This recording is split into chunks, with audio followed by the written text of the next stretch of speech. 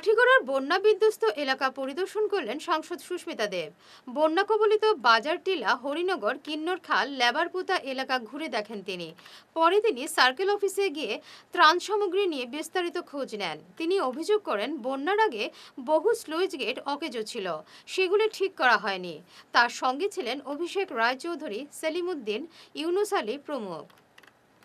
আমরা আজকে রাজাটিল্লা এবং লেবারপুতা আর হরিনগর জিপিটা দেখতে পেরেছি। যদিও জমা জল এবং ফ্লাডের জল বিভিন্ন গ্রাম অঞ্চলে রয়েছে, যেখানে যেখানে রিলিফ পাঠা হয়েছিল ওইখানে আমরা গেছিলাম।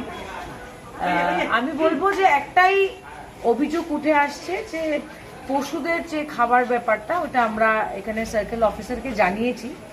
এবং বন্যার যেভাবে প্রত্যেক বছর এসে আমাদের ক্ষতিগ্রস্ত হয়, এটা নিয়ে আমরা কোনো নতুন চিন্তা বিগত 10 বছরে দেখিনি।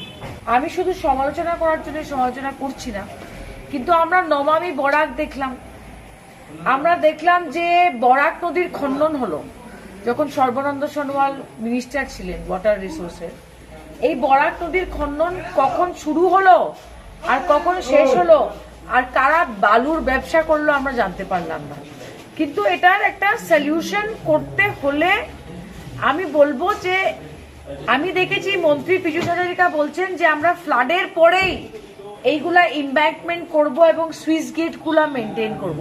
প্রশ্নটা হলো, আমরা জানি কোন মাসে ফ্লাড হবে, আমরা কিন্তু জানি কোন মাসে ফ্লাড হবে, তো আমরা ফ্লাডের আগে এই সুইচ গেট গুলা ঠিক করি না কেন?